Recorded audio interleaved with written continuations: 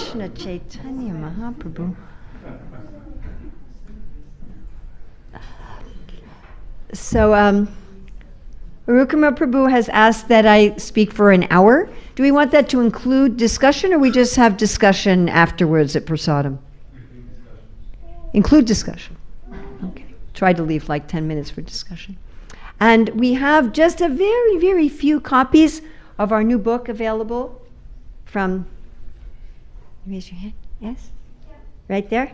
So this is I'm not going to be talking about this today, but if you've seen some of my online classes, I have been discussing this book, and it's a book about how to find the divine in the water, in the air, in your steps, in your abilities, in the birds, in everything. And it's got a short little, like 5-minute meditations per day. So we have this book available here. You can also get it on Amazon, but it costs a lot more money on Amazon. So anyway, if you want, we have just a very, very few copies left. So if you would like to get a copy, you can see Valentina. All right. Prabhupada ki jai. So today we are going to look at the career Dharma system, 9 principles to identify and live our ideal career. And it's called the Best Datta course because the co-authors of this book are me, Dr. Best, and my friend Dr. Datta. So therefore it's the Best Datta course. We like our names very much. So what I'm going to be doing today is just an overview. Our book is coming out this month. We've just sent it to the printer. If you would like to get on our mailing list to be told about when the book is available, you can go here to sign up. We're not Amazon. We will not send you an immediate confirmation email. But if you go here and put your name, we will definitely get that for you. Or if you want to just pick up this QR code on your phone, and we will let you know. Also, we're working on a much more in-depth course. What I'm teaching today is just skimming the surface. So again, we will inform you of more in-depth courses and also the publication of the book.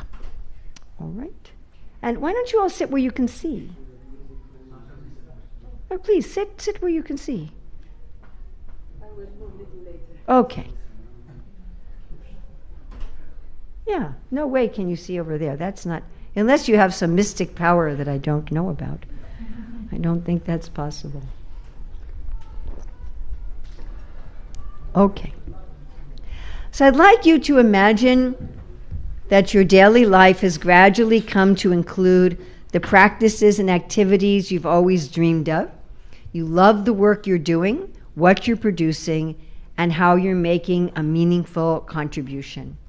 Your work is bringing you the types of prosperity that truly enrich you and that you can share with others. Please sit where you can also see, okay? Can you sit where you can see? Yeah. Okay, good. So we're going to be looking at this in 4 areas that progress from individual to society. First, to identify our ideal career field and prosperity type. And that's the thing that most people are interested in.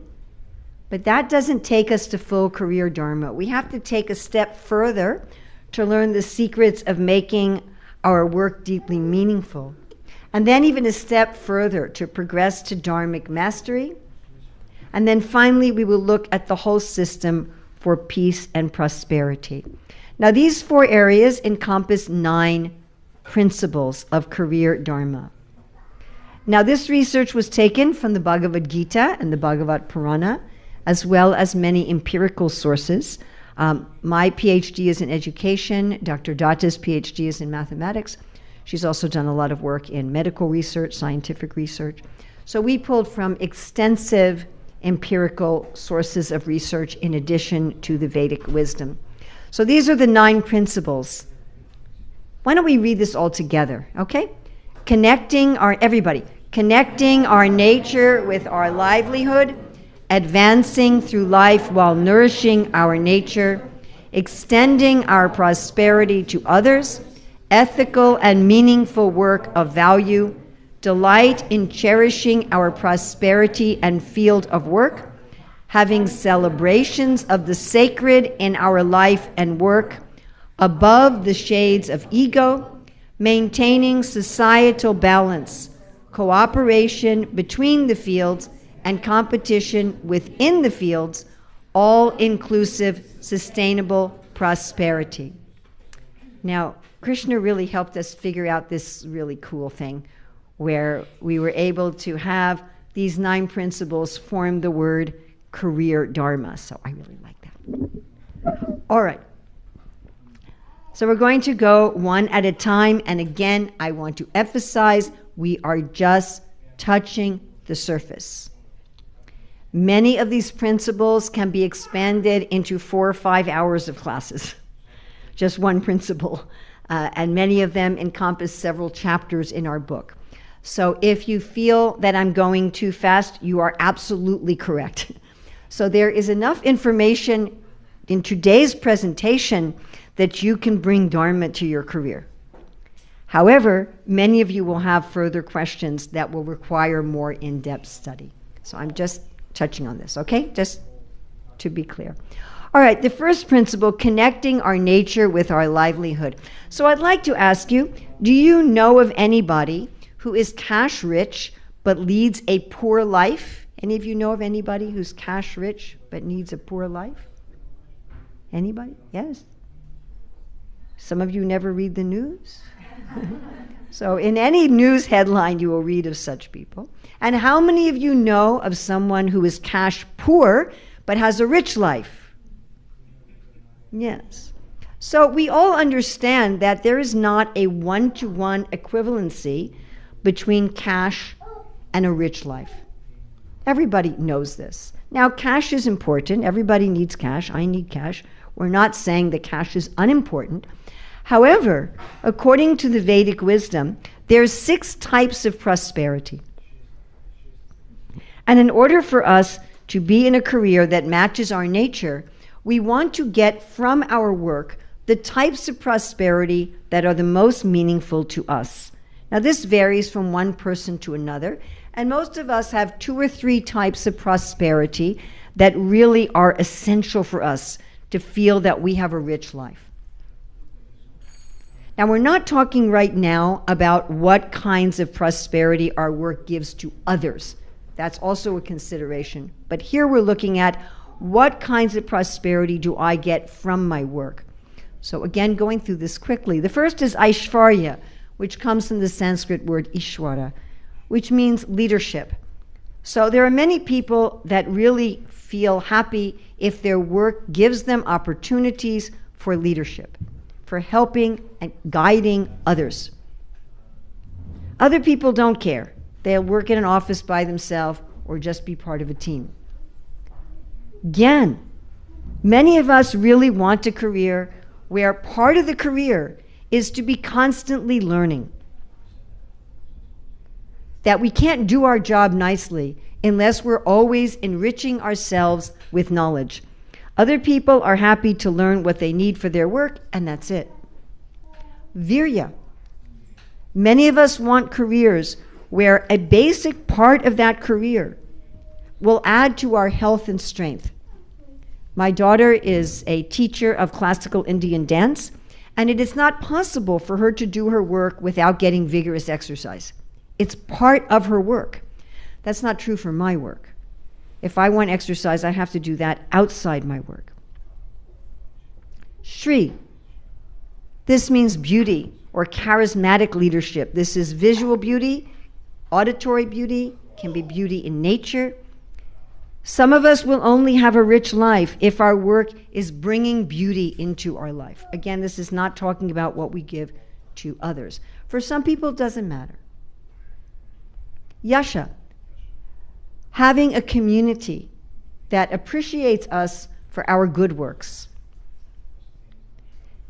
Many of us want work that involves being part of a community that is regularly appreciating us and acknowledging us for for doing good work.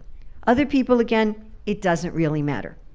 They can work in their own office. They don't really care if anybody notices them or not. Their work doesn't have to be part of a community. Then vairagya. A lot of us only feel enriched by our work if it adds to our freedom and renunciation. Maybe it means we have a flexible schedule, or we can travel, or we can live a minimalist lifestyle. And for other people, they're much more concerned with security. So I have one friend who used to be a traveling musician. He would write his own music, and he would study a lot to write that music, and he was traveling from place to place. What was his work bringing him? Vairagya and Shri, and also some Gyan. So now he has a different career. Now he is a tour guide in wilderness trekking. He takes people on, walks through mountains and like that. So he has to study about the natural resources, and he's still getting vairagya, right? He has to live with just a backpack on his back, and he goes from one national forest to another. He's still getting Gyan as he has to study about the area, and he's still getting Shri, this time in terms of natural beauty. Now, in addition to the 6 types of prosperity, for which each of us generally really need 2 or 3 of them in order to feel that our career is making us rich, the Vedic wisdom also talks about the 4 different fields of work. Now, Dr. Datta and myself intentionally did not use the Sanskrit terms for these fields because people come with preconceived ideas about the meaning of these words, which may cloud their understanding. So the words we've chosen also need explanation, but we are looking at the field of artistry, the field of resources, the field of government, and the field of ideas. And we talked a lot, Dr. Datta and I, about why in the Vedic wisdom literature are all the hundreds and thousands of careers divided into these 4 fields. And what we concluded is that the Dharma, the values of each field, is unique to that field and contradicted by the other fields. What's Dharma, what's valuable, what's ethical in one field becomes unethical and adharma in another field. Therefore, this distinction, because each of us can only have one field. We might be in one field that assists another field, but we can only be in one field. Otherwise, we would be at war with ourselves. Let's look in turn at each of the fields. Again, this is very brief. First, there is the field of artistry. The field of artistry provides all the beauty and function in society. The only reason anything works is because of people in this field. It is the least abstract of the field. It has clearly defined standards for excellence and clearly defined standards for how to achieve them. This is for people who love the fine arts or service careers or where they get to really work on a craft. Maybe their body is their art. Now, what's most important to these people in their work is that their work provides beauty and support for the society. If they're going to ask, is my work successful? They would ask, is it beautiful? Is it supportive? Now, many of us might want to give beauty and support in our work, but this is the prime interest of the people in this field. Next, let's turn to the field of ideas. This is, in contrast to the field of artistry, the most abstract of the fields, as far as what constitutes excellence and the way to achieve it. This is the field that includes teaching, not like teaching how to change your tires, but teaching wisdom, teaching truth, teaching overall vision and dharma, counseling, a lot of jobs as a therapist, religious trainers, a lot of medical jobs are in this field. Now, these people can teach truth and wisdom through language or mathematics, or, interestingly enough, sometimes through the fine arts. There's a goddess Saraswati that is the goddess of both learning and the arts. So let's say you have a musician. How do you know if they're in the field of artistry or the field of ideas? If their main focus is on beauty, they're in the field of artistry. If their main focus is on wisdom, they're in the field of ideas. So if you have a musician who's like, my baby left me and I'm crying, that's artistry. Okay? You have a musician who's writing songs about philosophy and truth, that's ideas. So the main question that these people want their work to answer in order for them to feel satisfied is it true? Is it wise? At the end of the day, the work I did I add to truth and wisdom in the world? So artistry, beauty and support, ideas, truth and wisdom. Can you see over there? Yes. Perfectly, she says. All right. Now we're going to go to the field of resources. The Bhagavad Purana says the people in this field are always thirsty. Doesn't mean for water. It means they always want to expand. These are the only the people in this field who are generating resources for society. Everyone else just moves them around or changes their form, but these are the only people who generate the resources for society. Without these people, we do not eat. Yes? And they want to take certain resources, channel them to themselves, increase them for a profit, and then make them available to people in general. Yes? Now, this field is a little bit more abstract than artistry, as concepts of what make an ideal business and how to be trained to be an ideal business person can vary considerably depending on the business or from one culture to another. The main questions that these people ask about their work, and this is important, is it sustainable and is it regenerative?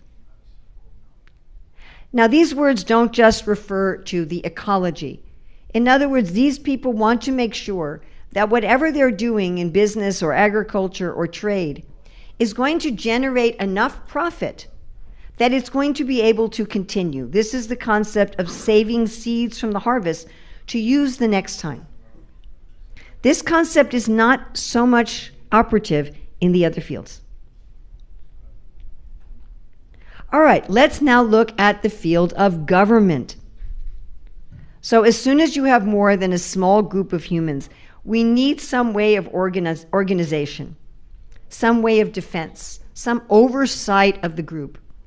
Now, the difference between government and resources is that government is supposed to care about everyone and everything, whereas in resources, you're just concerned about your particular resource. So while there's leaders in all four fields, there's leaders in gymnastics, there's leaders in business, right? There's leaders in science. The people in this field are the overall leaders for society. Just like there's intelligent people who are artists, and there's intelligent people who are business persons, intelligent people in government, but the intelligentsia is in the field of ideas. Clear? So there's leaders in all four fields. There's intelligent people in all four fields. But in government, these are the leaders of society.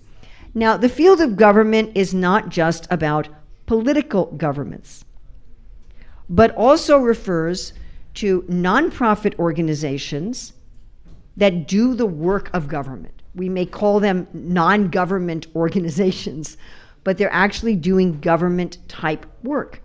It can also apply to a landlord, where their kingdom, if you sit there, you won't be able to see. Yes, please sit where you can see. So their kingdom may just be an apartment building, and instead of not me, this. Yes. So their kingdom may just, people walk in, they don't even see that there's something on the screen. They just don't know. Please sit back there so you can see. Thank you. So their kingdom may just be like an apartment building, and instead of taxes, they're collecting rent, but they're providing the kind of services that a government provides. These people act as the arms of society, not only in terms of police, firefighting, military, but also in terms of caring for everyone. They're like the big parents of society. Now, also it's very important, can you see the screen? Yes? It's also very important. Krishna says, am I going too fast? No. You sure? Okay. So Krishna also tells us twice in the Bhagavad Gita, don't go into someone else's field. You can see the screen from there? You sure? Then you have to turn your head like this all the time. Okay. One time I was in a temple where for the lecture they had people sitting behind me. And I always had to go, are you there?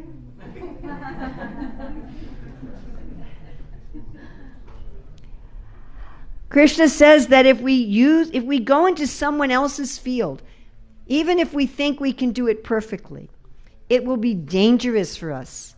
Now, one reason is that we will have to pretend to be something we are not. That is exhausting. Even an actor cannot do that all the time. But Krishna uses a Sanskrit word, bhayavaha. Bhaya means fear. Avaha means a vehicle.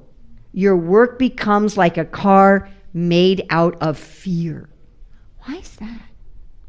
It's interesting. The Bhagavad Gita has a lot of verses about doing detached work. Yes? Those of you familiar with the Bhagavad Gita? Yes? Yes? I'm putting you all to sleep? Yes? Okay. No, all right. And the Gita also has a lot of instruction about doing the work that's according to our nature. Interesting. If I do the work that's according to my nature, then the work is like an expression of myself. I am getting intrinsic satisfaction from my work. Therefore, being detached from the results of my work is very easy. If I'm doing someone else's work, I'm not getting any intrinsic satisfaction, and being detached from the results of my work is much more difficult. Let's go on now to principle 2. Advancing through life while nourishing our nature. If we're trying to figure out, well, what's my nature? What field do I belong in? We need to remember that there's a big difference between a beginner and an expert. The Bhagavad Gita and the Bhagavad Purana mostly describe the people in each of these 4 fields that are expert. But when we're looking at ourselves, we don't want to look and see, am I an expert in this way? What we want to look at and see is, do I have the beginning inclinations and propensities? Krishna also says in the Bhagavad Gita that our nature cannot be repressed. In other words, the nature we have in this life is what it is. Just like we are only in one field, although we may be assisting people in another field, we are not going to change our nature in this life. There was one yogi in history who did do that, but it took him 60,000 years, and it was a really rocky path. So this means that our nature is going to be noticeable even when we are young. And so one principle of career Dharma is that people's nature should be noticed when they are young and nurtured and cultivated. The empirical research shows that our propensity for one of these 4 fields is obvious by the time we're 13. I've seen it often obvious way before that. How does one know? Well, what do people like to play with? What do they do without being asked, without being paid? And because in the beginning we may not have the dharmic expertise of our field, we may show our values and our nature in a way that is annoying to others. One very well-known story, you can find his videos on YouTube, is of this man who said that when he was in school, he was always getting in trouble for doing this in the middle of classes. And the teachers were always, punishing him, giving him detention. He was always going to the principal's office. And one day when he was 10, the teacher said, okay, I want to see you after class. Oh boy, I'm in trouble again. But what did the teacher give him? Drumsticks. He became a very famous drummer. What do you think I got in trouble for when I was 3 years old in preschool? Okay, asking questions. Nope. Good guess. I have gotten in trouble my whole life for asking questions, but that wasn't that. Managing and teaching the other kids. I was managing and teaching, but I wasn't managing and teaching the other kids. Who was I teaching, do you think? I was trying to teach the teachers. Now that's become a big part of my career. The first book I wrote was a 500-page book for teachers about how to teach.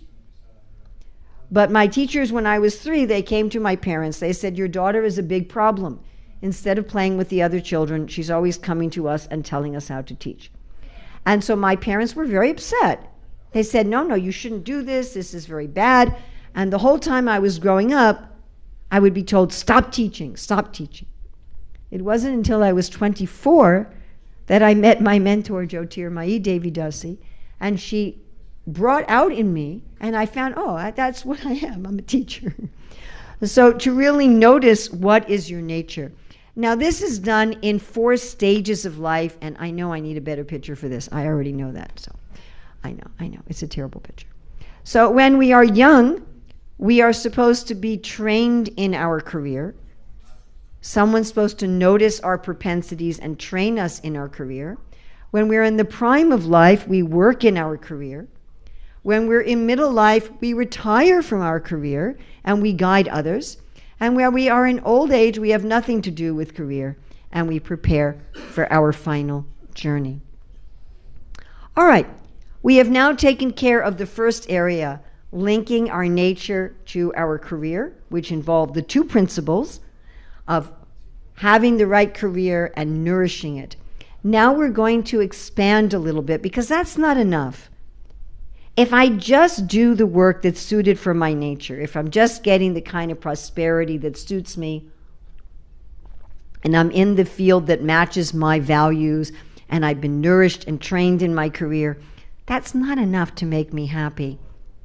I need this 3rd principle of extending my prosperity to others. The Sanskrit word for a kind of wealth is bhaga, which comes from the root bhaj, which means to divide or share. Could you imagine at Christmas, instead of getting people to buy gifts for others, if the stores said, why don't you use all that money and buy gifts for yourself? Would that work? Interesting, isn't it? Do we like the gifts other people buy for us? Sometimes yes, sometimes no. Why not just take that money and buy what I want for myself? Then I can get exactly what I want. Would that work? No. Isn't that strange? We get more satisfaction by sharing. At least we should be sharing with our family. At least we should be sharing our wealth with a spouse, with children, with our parents, or with the creatures that live around your house, the little bugs and insects and squirrels. But we should be sharing our wealth with those who are less fortunate. Now again, our wealth is not just cash. So whatever types of prosperity we get from our wealth, our job, we should be sharing with others. If I get leadership, if I get Aishvarya from my job, let me use my leadership in charity. If I get Gyan from my job, let me give knowledge in charity. If I get Virya from my job, let me use my strength and health in charity. If I get Shri from my job, let me share beauty, let me volunteer beauty. If I share Yasha, let me use that fame and community to help others. If I get Vairagya, let me help others to also become renounced. The next principle in this area is that our work should be ethical and meaningful work of value. So, I could have a job that suits me. I could be nourished in that job. I could be giving in charity, my cash and the 6 times of wealth, but I could be doing something really nasty, right? So this principle is also important. My work should be honest. Honest means I charge a fair price for the goods and services. I compensate any employees that I have fairly. I represent my goods and services honestly to my customers or clients. And then it should be providing real value. I should be producing something that people actually need. A lot of what is produced today is what we would call manufactured needs. Nobody really needs it at all. Yes? Isn't this a fact? Yes. People buy so many clothes to keep up with the latest fashion and then just throw them away. And doing honest work of value also means not doing harm. My work should not be doing harm. This means I shouldn't be having work that's like in the tobacco industry or the alcohol industry. Okay? I should be doing good for others. Now, to do this 100% in 2023 is, I think, almost impossible for most people. We know in our smartphones there are some children probably being exploited in Africa to get the materials for our lithium batteries. So to have work that has absolutely no harm is very difficult. But as far as possible, our work should be honest, adding genuine value, and not harming. But we can even go a step further. We can get out of the cycle of frustration. Most people, they want to find what is my Dharma so that they can gain wealth, so that they can enjoy, and then after a while they get bored and they want to go on a vacation or get liberation, and then that gets boring, so they go back to work again in order to get prosperity, in order to enjoy, in order to go on a vacation. To get out of that and to work for love. To work for love. Love of ourselves, love of our work, love of others. This is the highest form of doing honest work of value and not harming. Now, we already talked when finding our own field about not working in the wrong field. But we're going to go a little deeper here as far as doing work that's honest and of value and not harming. And that is looking at how when we work in the wrong field, we not only harm ourselves. Remember we talked about the vehicle of fear and putting on that mask, and that's harming ourselves? That was in the circle about ourselves. We're expanding here. And now we're going to look at how when we work in the wrong field, we harm others. And again, this is just an overview. So I have a whole hour class just on this topic. We have 2 chapters in the book on this. So I'm really just touching it. Crossing government and resources. People who work in government, they want to distribute wealth to everyone, to take care of everyone. Government isn't supposed to be concerned with making a profit. Resources has to make a profit to have their work be sustainable and regenerative. Yes, those in government have to put people before projects. Those in resources have to put projects before people, or they won't be able to serve people. Someone with the nature of resources working in government, well, they'll often try to use government for their own profit, yeah? Those with the nature of government working in resources, they'll give away all the profit to take care of people, and they'll bankrupt the business, and then nobody will eat. Crossing government and ideas. Both government and ideas are systems thinkers, visionaries. Yes, but the focus of ideas is much broader. The focus of government is very practical. In government, yes? Okay? Problem? Good? Am I too fast for you? A little bit, yes, but I'm under heavy time constraint. There's like a plane that's going to take off in a few minutes, and I have to make sure that I don't miss the plane. Yes. So I'm trying to balance covering everything and being slow enough for you. So I've slowed my speed 25% from my normal American talking.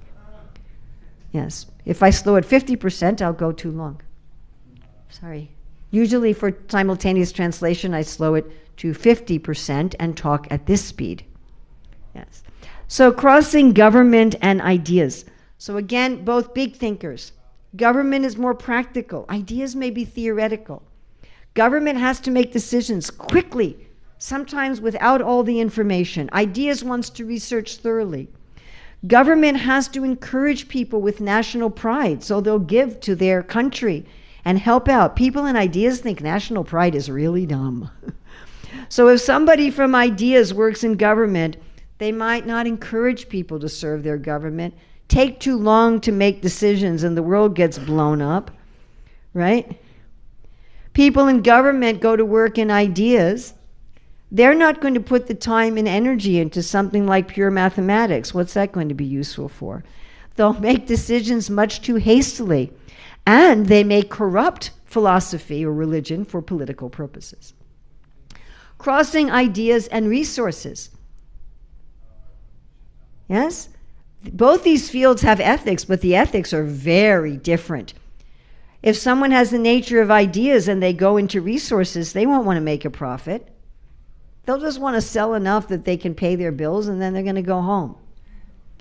Right? Again, they're going to ruin the business. No one's going to eat. They just might not even be concerned about it. Someone who has the nature of ideas will think, oh, this is just selfish and profit-minded. Someone from the nature of resources that goes in ideas may use philosophy and ideas to make a profit and therefore corrupt the field of ideas. And people with the nature of resources will think a lot of the work in ideas is, why do you want to write about pure mathematics for a journal that's only read by other mathematicians and doesn't affect how we're going to put food on the table? Crossing government and artistry. Government wants to expand. People in artistry tend to be very satisfied. If people in artistry, if they have good food to eat, a loving romantic partner, they can develop their craft, a roof over their head, they're happy. Therefore, if they work in government, they can be easily corrupted. If somebody offers them a comfortable life, they can be bribed. Also, they're not going to be interested. Why would I want to care about hundreds of thousands of millions of people? You know, I just want to be satisfied with my couch and my TV set and my dog and my wife. And if people from government go into artistry, they're going to be concerned with giving as much people, as many things as possible to take care of them. And they won't be concerned about the craft and the beauty, and they'll destroy the craft. Ideas in artistry is interesting because both ideas and artistry tend to be very self-satisfied. But as we said, artistry, they're satisfied with basic comforts of life. People in ideas often don't even notice comforts of life. They're satisfied with stimulation for the mind and the intellect. Now, it's the people in artistry who provide all the pleasure in society. Without artistry, society is dry. This pleasure is called rasa. You can think of the people in artistry metaphorically as providing all the salt and spices in society. Nothing would be flavorful without them. In contrast, the people in ideas are providing detached wisdom. Is detached wisdom always tasty? No. In fact, it may appear very bitter. If somebody with the nature of artistry goes into the fields of ideas, well, the field of ideas is like the eyes for the society, the visionaries for society. And if someone with the nature of artistry goes into ideas, it will be like putting spices and salt in your eyes. They will corrupt ideas with sensuality.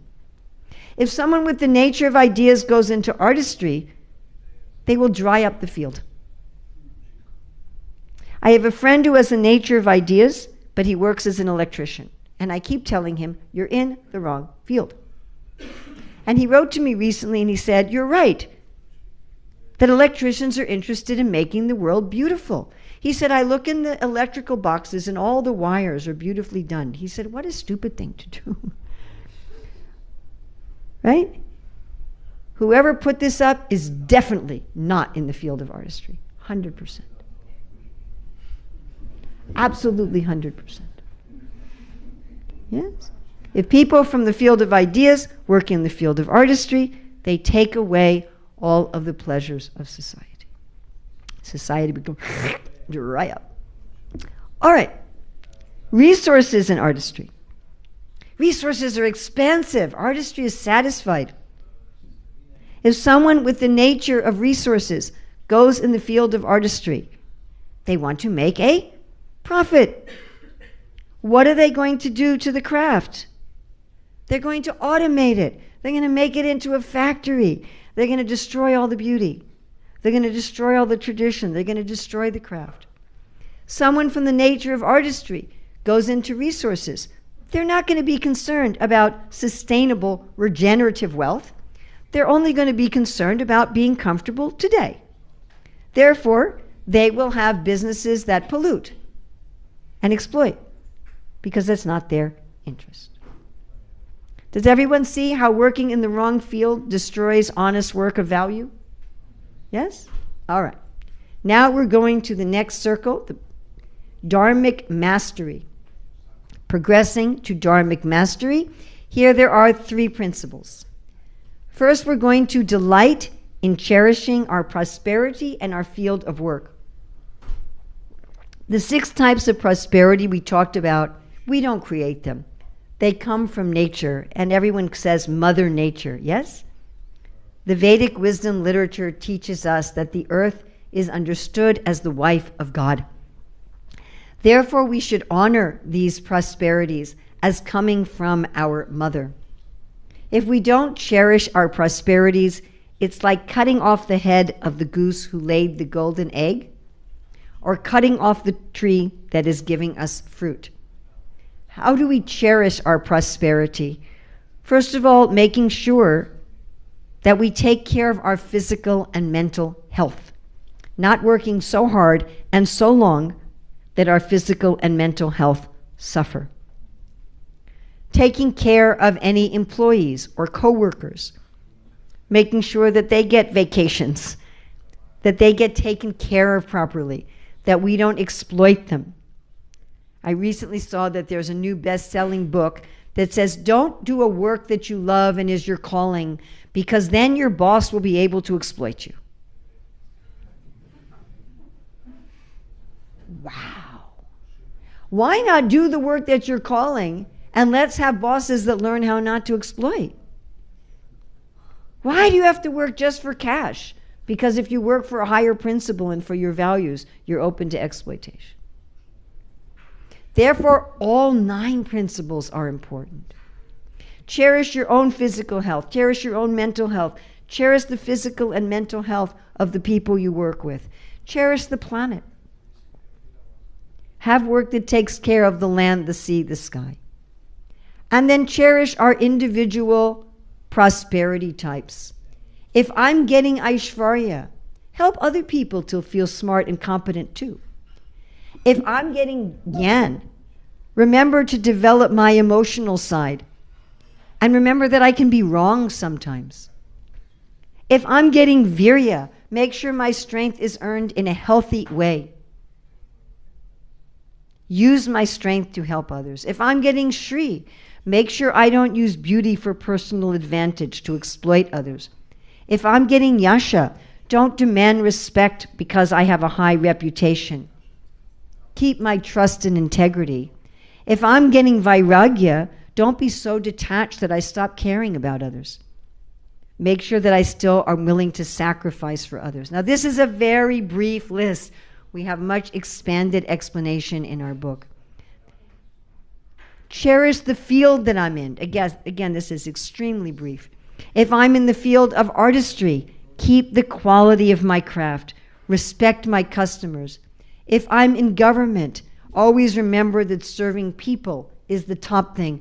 Don't take from government for my own personal aggrandizement.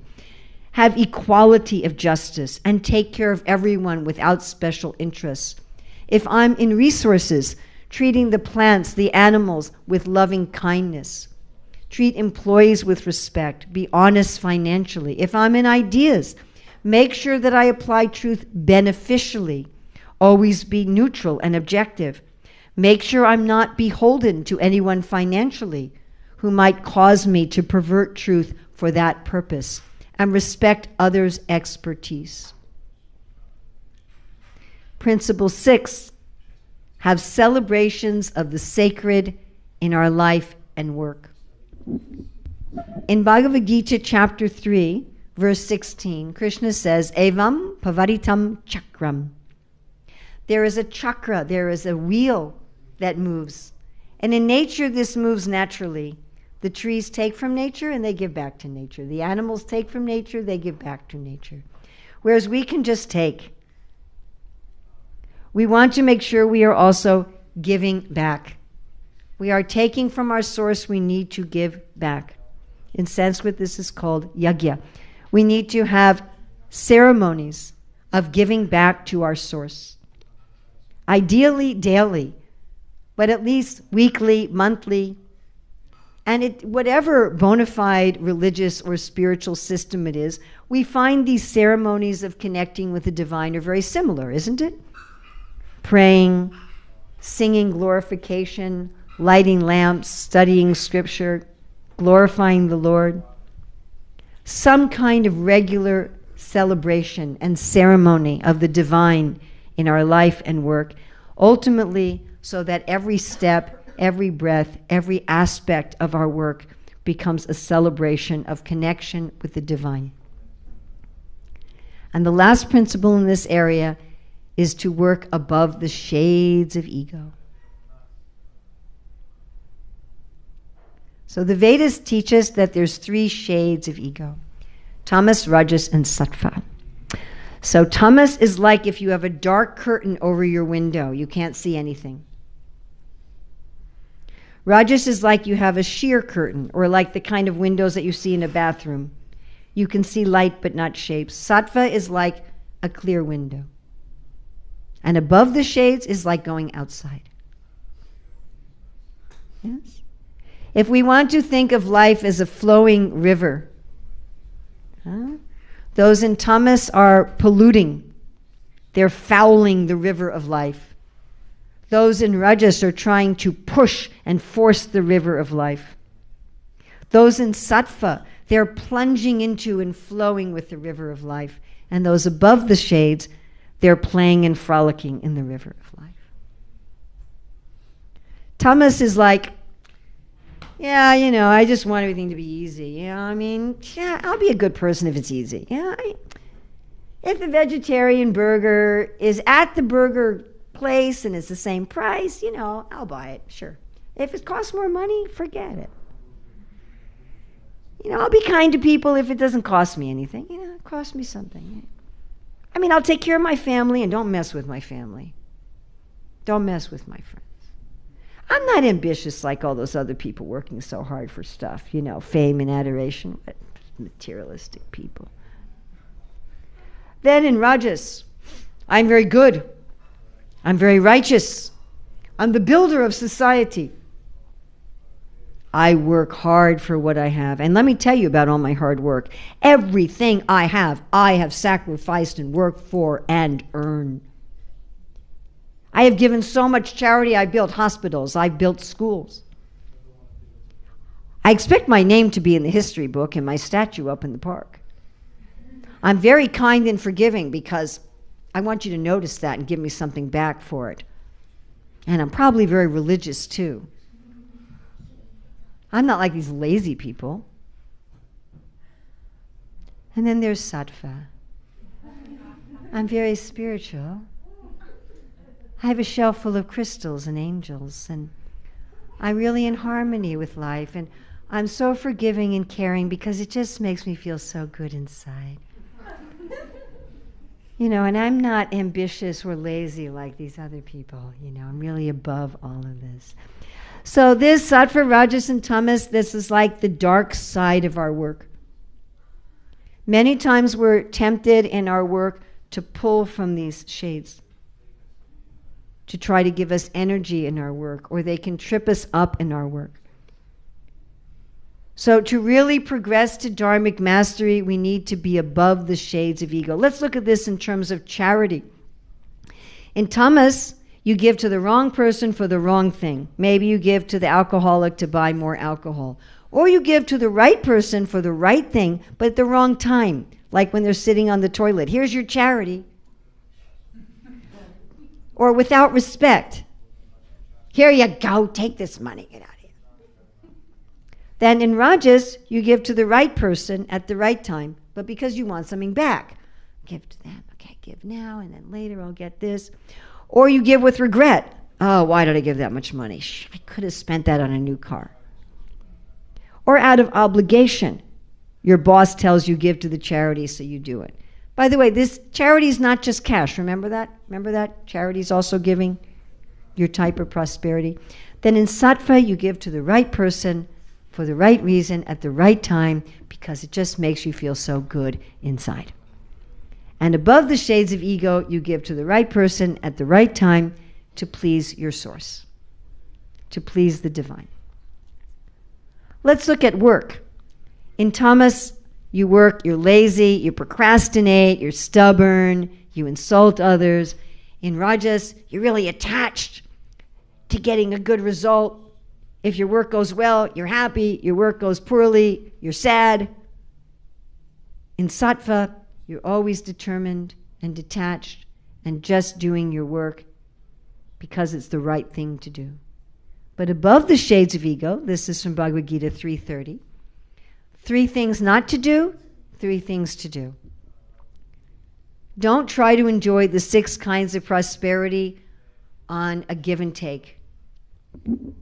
Don't think I'm the owner of my wealth and my job and not be lazy. What should we do? Dedicate every moment of my work to our ultimate source. Remember that I'm not this mind and body. I am a spiritual self, and work according to my nature. All right, we've now looked at connecting our nature to our livelihood, finding the right fit and nurturing it. Then we went beyond to doing meaningful work. We looked at charity, and we looked at ethical work of value, that it's honest, that it adds real value, it's not exploiting others, it's done for love, and I'm in the right field. Then we went beyond that to dharmic mastery, right? To work above the shades of ego, to always have celebrations of the divine in my life, and to make sure I am cherishing my prosperity type and my field of work. Now we're looking at the whole system. Here we have our last 2 principles. This is not individual, it's collective. To maintain societal balance, cooperation between the fields, and cooperation between the fields, and competition within the fields. So the fields should cooperate with each other.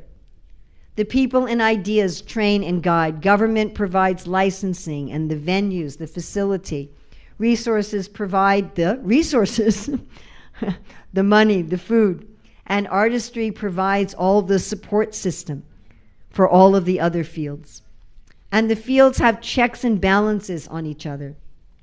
The people and ideas make sure government sticks to the law. Think of the role of press and government. The government has checks and balances through law. Resources keeps everyone in check and balance through money. And artistry through their numbers, because they're the biggest field.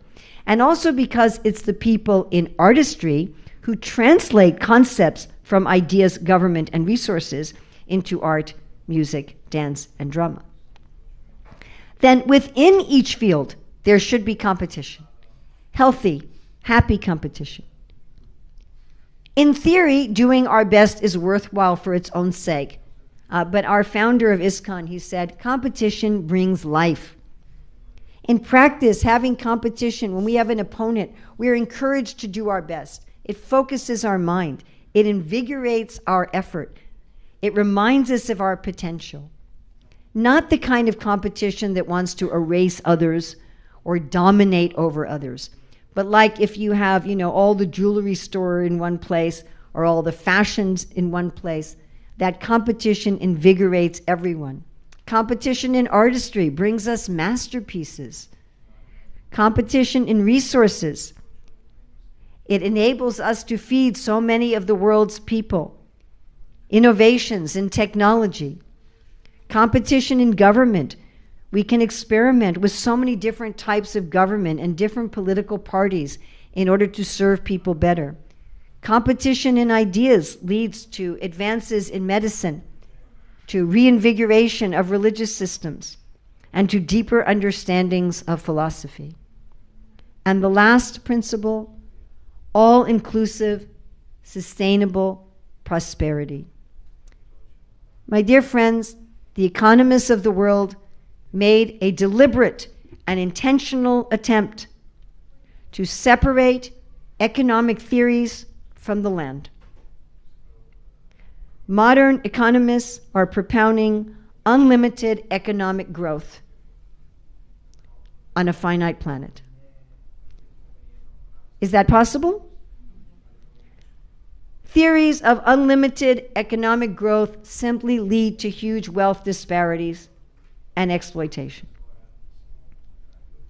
Therefore, the final principle of career Dharma on a systems level is that we should live in a way that we respect the finite planet that we're on, so that everybody can have the work that actually fulfills them and gives them a prosperous life. So again, we talked about identifying our ideal career field and prosperity type, going beyond that to learning the secrets of making your work deeply meaningful, progressing towards dharmic mastery, and finally the whole system.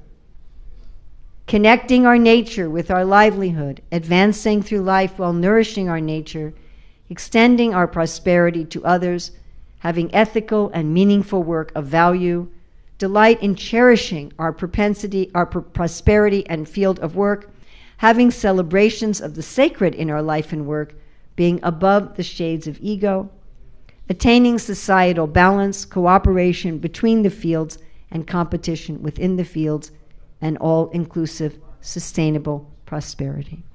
Again, I ran through this very, very quickly. I just really touched the surface. If you would like to get on our mailing list, and we can let you know when the book and in-depth courses are available, you can sign up there.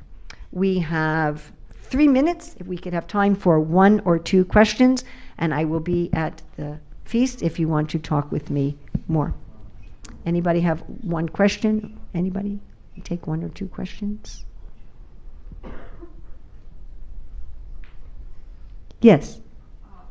I just love that what you were explaining about the competition, and would you be so kind and tell us once more?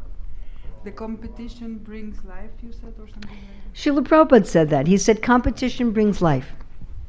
It invigorates us. If it's healthy competition, if it's respectful competition.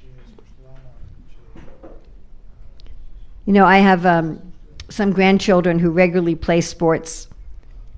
And, you know, after every game, no matter who wins or who loses, they all, you know, congratulate each other. It's a spirit of respect. And if the other team does something good, they also cheer. Yes? But competition should be only within the fields. People and ideas can compete with other people and ideas, but not with people in government. People in resources compete with other people in resources, but not when people in artistry. Between the fields, you want cooperation.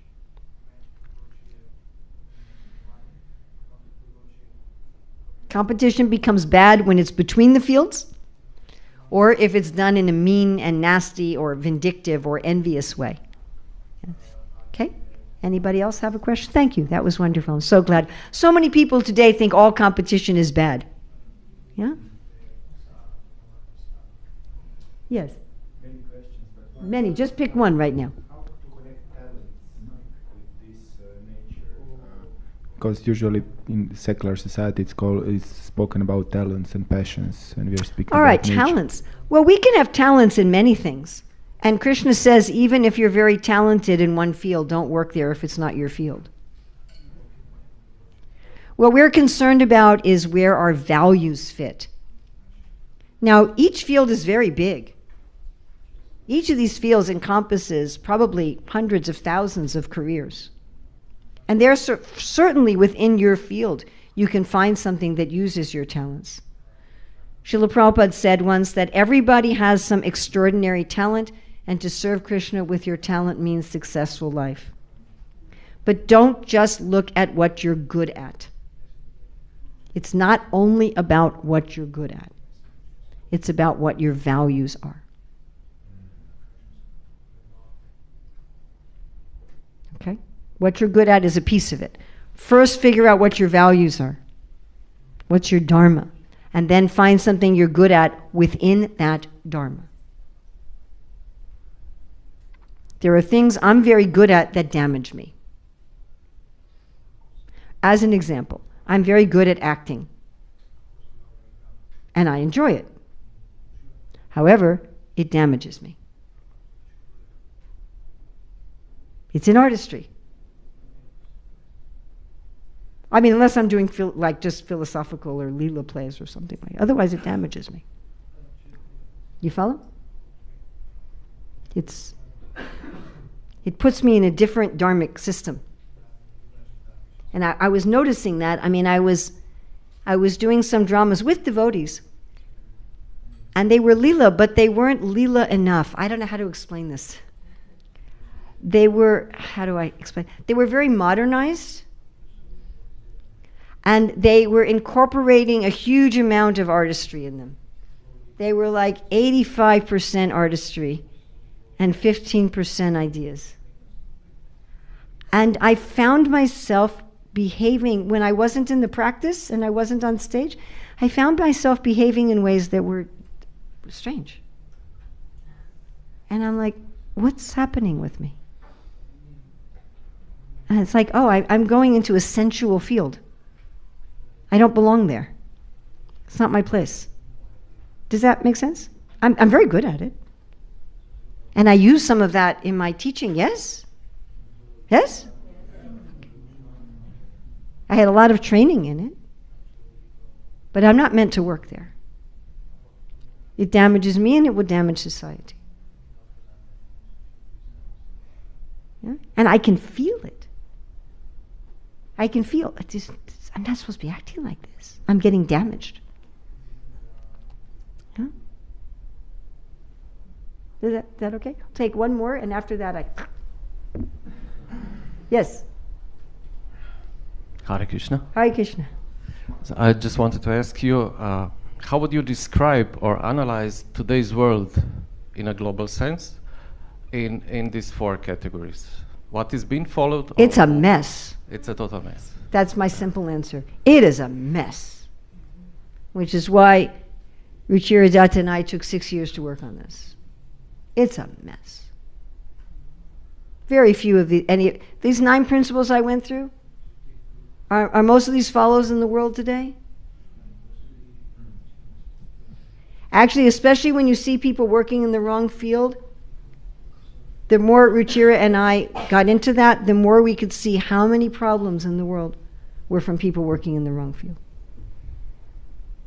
But any one of these, you can just see how it's a mess.